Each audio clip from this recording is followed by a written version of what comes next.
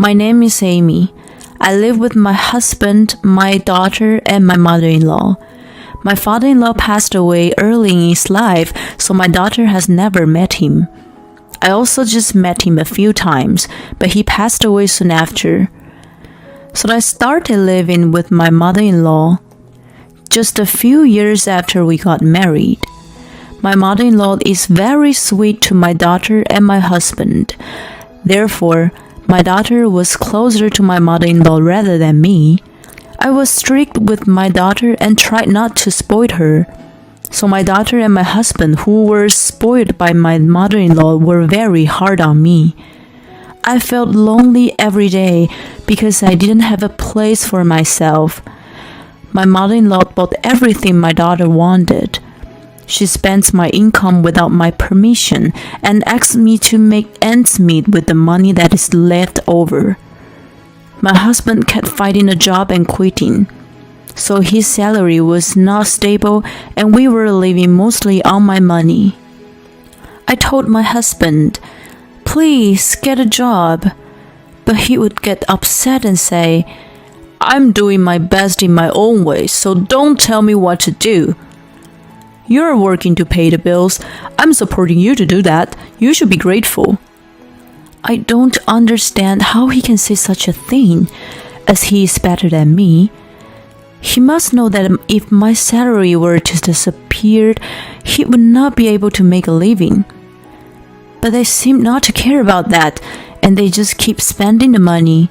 As my daughter got older, the things she wanted become more and more expensive. I would tell her to be careful, but of course she wouldn't listen to me. I have been wearing the same things for years. My mother-in-law buys my daughter new clothes every week, and she looks down on me. It's my money, but the one whom my daughter says thank you to is my mother-in-law who buys for her. And my daughter treats me like an enemy. She seemed to have forgotten that it was me who earned money. I sometimes wonder, am I wasting all my effort and time on everyone in this family? I just want to give up everything. But for the sake of my family, I was always thinking in circles and could not come up with an answer. And yet, my mother-in-law would spend money for my daughter, and my husband would spend his own salary for himself, so we had no savings. I sometimes felt afraid that we might not be able to make ends meet without borrowing money. Fortunately, we're not in debt yet, but if they keep buying my daughter whatever she wants, we will not be able to make a living in the near future. So I have warned my husband, mother-in-law, and daughter many times. You are a non-blood relative to us. I won't let outsiders complain about us. How we use the money is not your business. That's how it ends up. I wonder who is spending the money earned by someone non-blood relative. Moreover, my husband said, "You want to say that you are earning the money, don't you? But what's wrong with spending it? We're just spending the money we have at home. We're not borrowing money, so what are you complaining about?" He would say things like that. My daughter will be laughing at me. She would say to me, "Work harder." I was depressed because I thought I had raised her wrong. I have to work and do housework every day, and it's really hard. But working makes me not think about my family, so I think it's the best thing to do. No matter what I say, there is no one in this house who will stand by me, no matter how busy I get at work. "Hey, Mill, hurry up." That's all. It's my fault that the housework is not done. It's my fault we don't have money. I can't take it anymore. I'm tired of working and I'm tired of being at home. I don't even have time to sleep. So even though I was mad at my family, I honestly did not have the energy to get angry with them. So I got into the habit of working before I got angry. But this life was taking a very heavy toll on my body. One day, my daughter said to me, I want my pocket money. I'm going to high school now. Grandma does buy me things I want, but I don't have any money. I said, Why do you need pocket money when you got what you want? You're so mean. Ugh, useless. That's why Grandma and Dad don't like you. She said so and went back to her room. Pocket money. I knew it. I knew that my mother-in-law was giving her pocket money from my salary. She said it was from her pension, but it was my money. My daughter didn't know about that, so she thinks I'm stingy.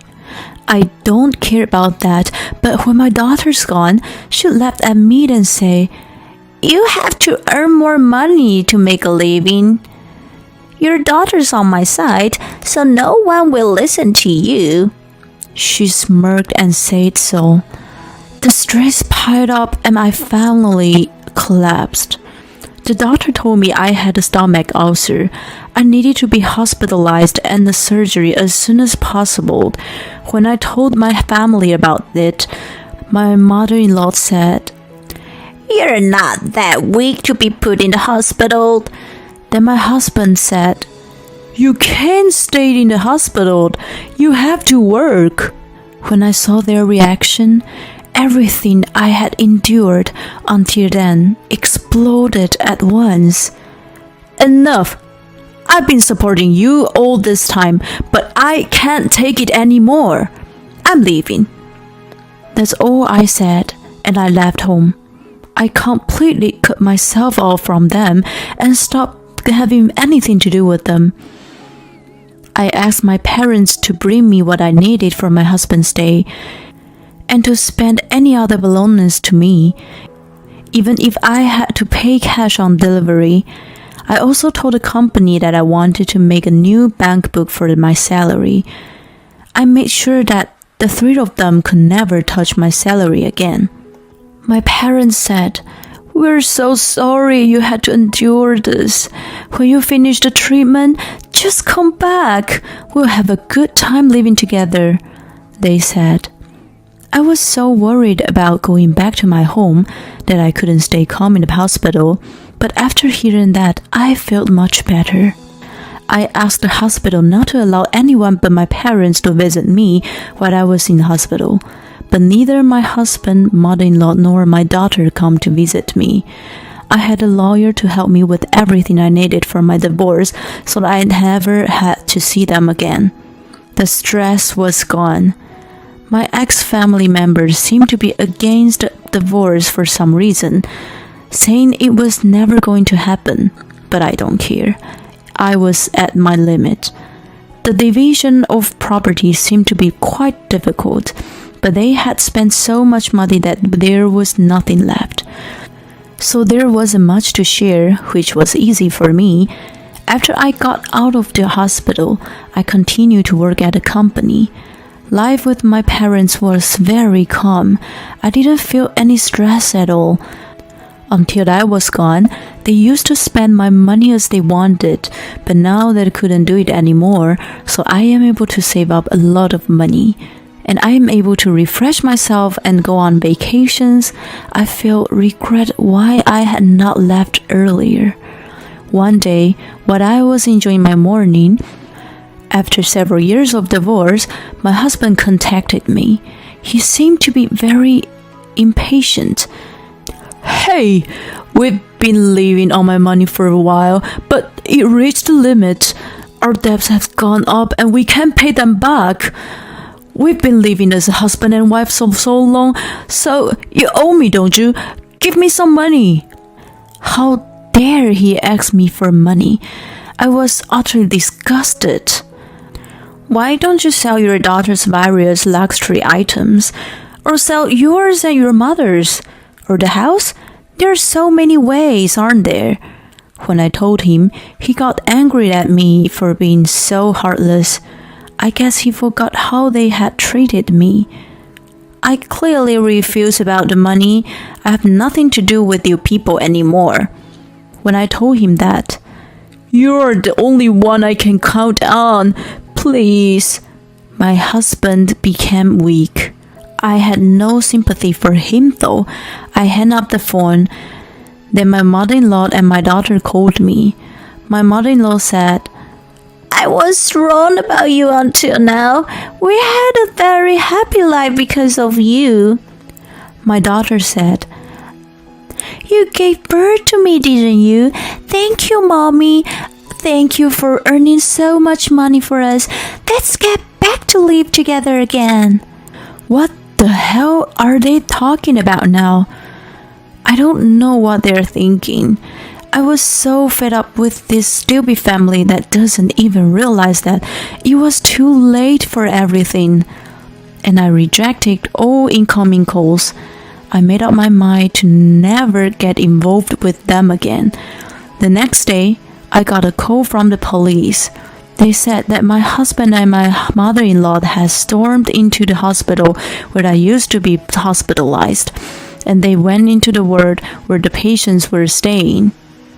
"Where's my Amy? Come out!" and made a big fuss. The police arrived shortly after and seized them. They stayed overnight in the detention center. They asked me to take them in. I told him that I had nothing to do with them anymore and hung up the phone. I don't know what happened to the family after that, but from the looks of things, I guess the debt got too big and they couldn't do anything about it. Cockroaches are strong, so they may still be able to survive somewhere. By the way, I'm having a good time with my parents. I'm thinking of taking the trip to a hot spring with my family as a token of my gratitude. I didn't know that a peaceful life is such a blessing. I hope I can continue to live a calm life from now on.